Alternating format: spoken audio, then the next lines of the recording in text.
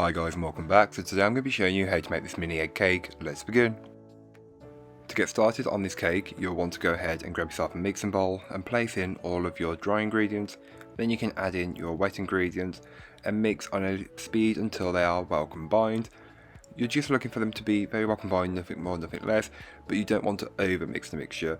Then you can go ahead and add in your boiling water and mix that until it's fully incorporated. You'll notice the consistency changes and this is completely normal.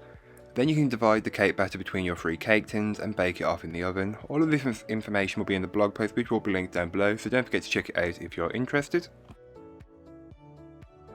To make the buttercream, grab yourself a saucepan and place in your sugar and water, whisk the two together until they are well combined, then place on the hob and allow it to come to 121 degrees Celsius.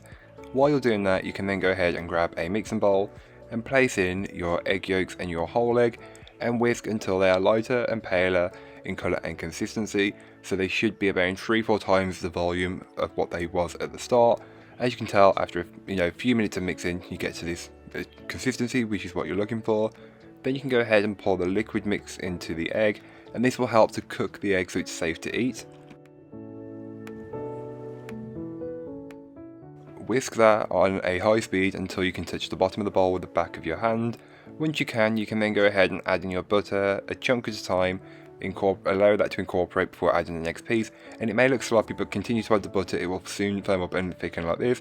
Don't forget to flavour your buttercream with some vanilla. I'm using vanilla extract, but feel free to use bean paste if you want to. Colour your buttercream, but save some for the centre, which we will keep vanilla. Then grab your plate, board or stand and place your cake onto it, securing it in place with a small amount of buttercream.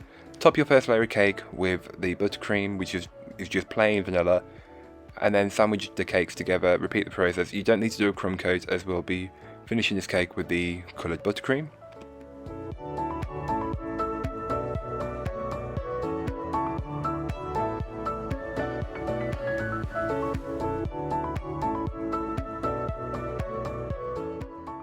So when it comes to applying the final layer of buttercream, you can go ahead and just pipe rings around the outer edge of the cake.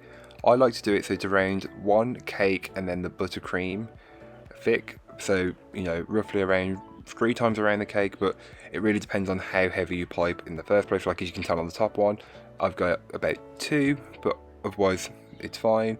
And of course you can always add and take away as you scrape it, as you can take away some if you don't want it, but you can also add more if you want more of a certain colour. So you can tell my colours aren't perfectly straight and level.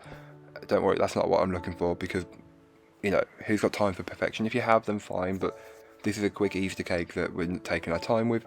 Smooth and level out the cake as best as you possibly can, or until you're happy, and then you can go ahead and chill this in the fridge for around 15-20 minutes just to allow it to firm up. Then apply your drip. I've already left the recipe for the drip on the blog post, so check that out if you're interested. I always like to go around the very edge of the cake and then go back and pipe a little bit more ganache just around it, but feel free to do it however you'd like. So these are the sprinkles that I was using for the bottom of this cake. So at the very bottom, instead of piping shells or something like that, I just go ahead and create a border with these Easter sprinkles. It's a great way to incorporate sprinkles and a little bit more Easter flair. Then I go ahead and pipe on my rosettes. This is just using the remaining buttercream, so you should get a kind of marble effect with the 3 colours that you've got. Then you can go ahead and top each of the rosettes with some mini eggs. I tried to follow a pattern, I'm not quite sure if I did, but if I did, hey, if not, then who cares, it's mini eggs at the end of the day. So thank you so much for watching, I hope you enjoyed. If you did, don't forget to like, comment and subscribe for more from me, and I'll be back again soon with another recipe, so join me then. In the meanwhile, don't forget to check out the description, there'll be a link to this recipe, a link to my blog, and links to all of my social medias. But that's all for today, I hope you enjoyed. Happy Easter, bye guys.